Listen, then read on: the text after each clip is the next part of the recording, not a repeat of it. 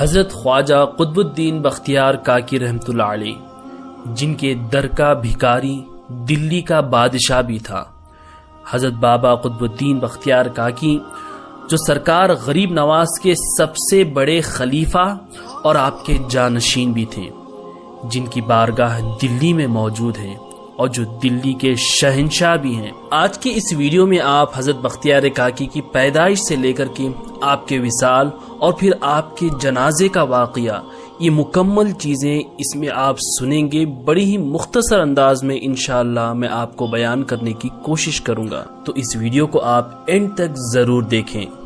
معزز ناظرین، السلام علیکم ورحمۃ اللہ وبرکاتہ۔ میں آپ کا میزبان محمد عامر قادری پھر سے ایک بہت ہی خاص درگاہ شریف کے ولاگ کے ساتھ۔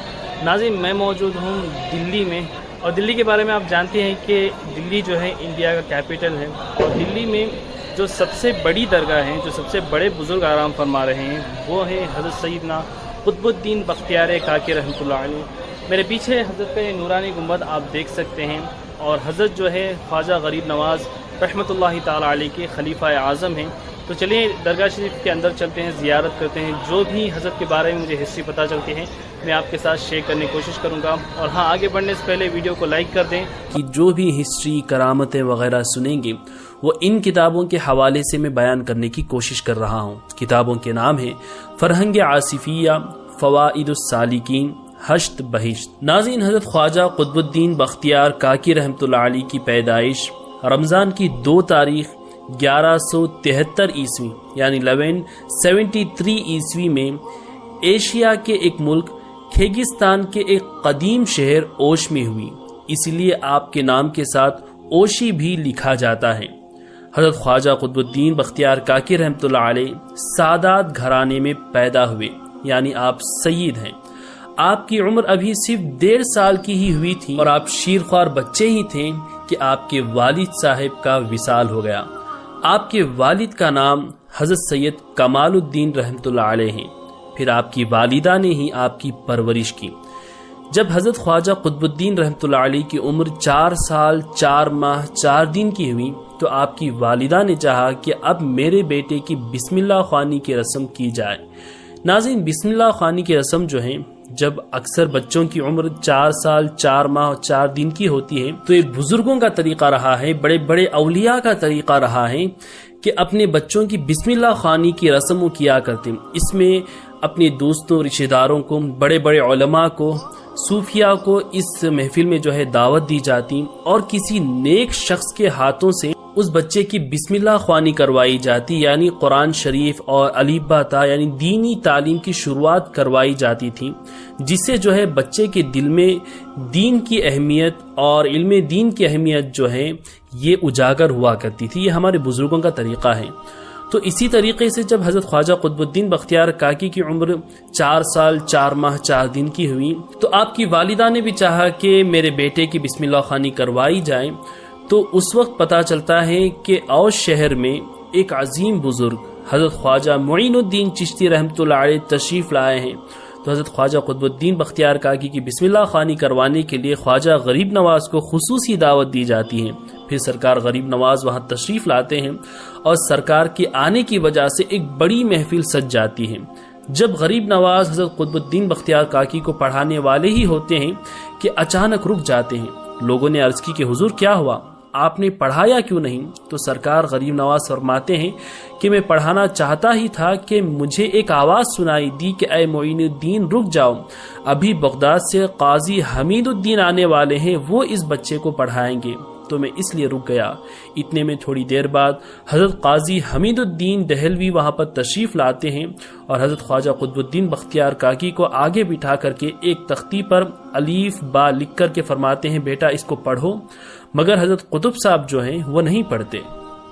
قاضی صاحب نے پوچھا کہ بیٹا کیوں نہیں پڑھتے ہو؟ تو حضرت بختیار کاکی نے عرض کی کہ حضور آپ تختی پر الف با نہیں بلکہ سبحان الذی لکھیں، میں وہاں سے پڑھنے والا ہوں۔ اللہ اکبر۔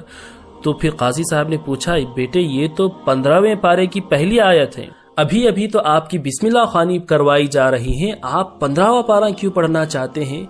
تو بختیار کاکی رحمۃ اللہ علیہ نے عرض کی کہ حضور میں بچپن سے میری ماں کو قرآن پڑھتے ہوئے سن رہا ہوں، میری ماں جو ہے 14 پاروں کی حافظہ ہے، روزانہ میری ماں جو ہے قرآن شریف کی تلاوت کرتی ہیں اور میں 4 سال سے یہی تلاوت سنتا آ رہا ہوں اور الحمدللہ مجھے یہ 14 پارے حفظ ہو گئے ہیں، یاد ہو گئے ہیں، اسی لیے میں اب 15ویں پارے سے شروعات کرنا چاہتا ہوں۔ اللہ اکبر، اللہ اکبر۔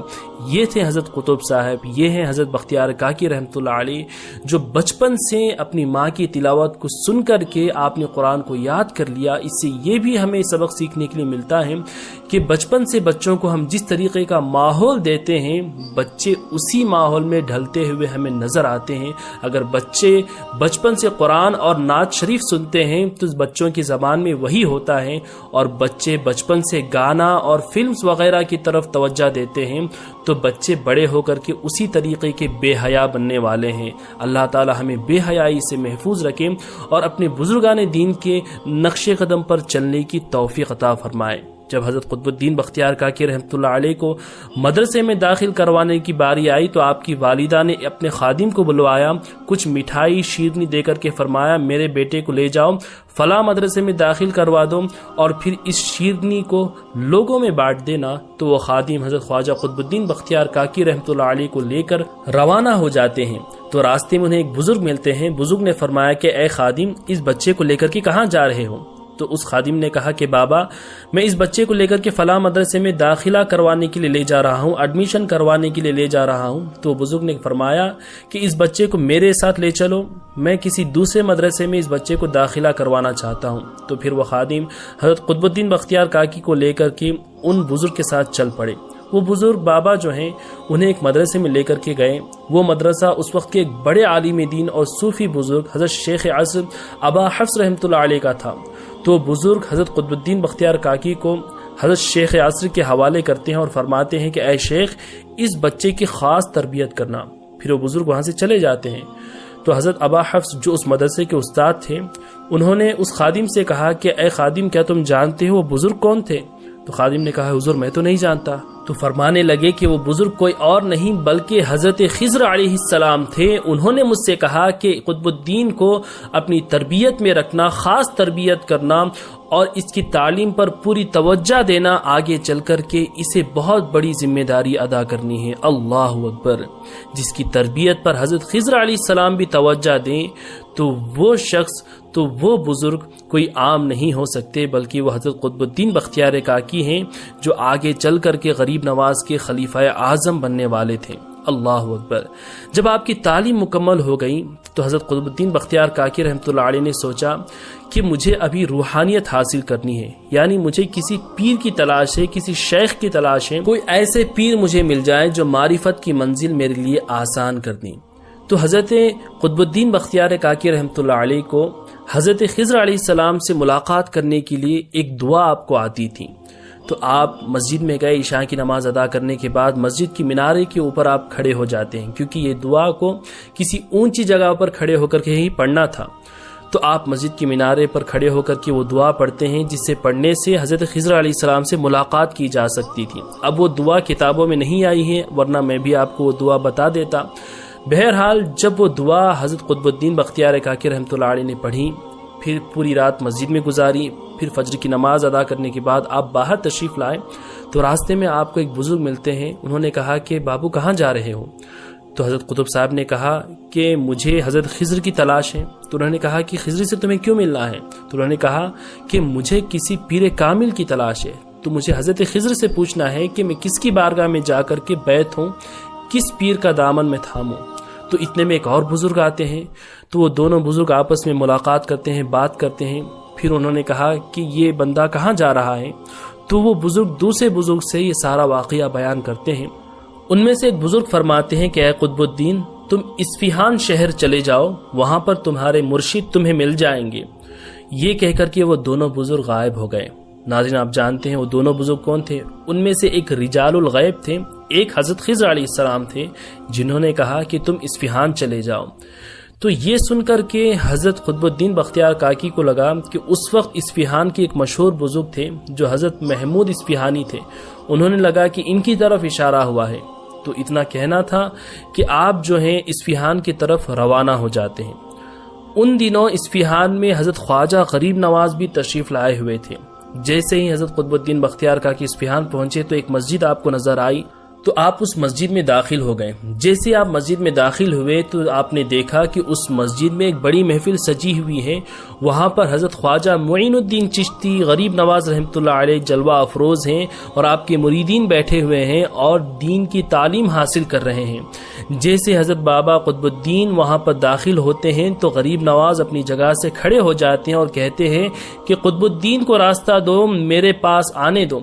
जैसे हज़रत कुतुबुद्दीन गरीब नवाज के करीब पहुँचते हैं तो आप अपनी चादर उठा करके हज़रत कुतुबुद्दीन को उड़ा देते हैं। इसका मतलब ये था कि आपने हज़रत बख्तियार काकी को अपना मुरीद बना लिया। जैसे ही गरीब नवाज की चादर आप पर पड़ी, आपकी दिल की दुनिया बदल गई और आप समझ गए कि यही मेरे मुर्शिद का